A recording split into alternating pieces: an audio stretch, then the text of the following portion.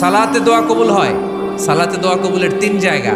একটা হচ্ছে তাকবীরে তাহরিমার পরে আমরা সানা পড়ি না, আমরা তো একটা পড়ি।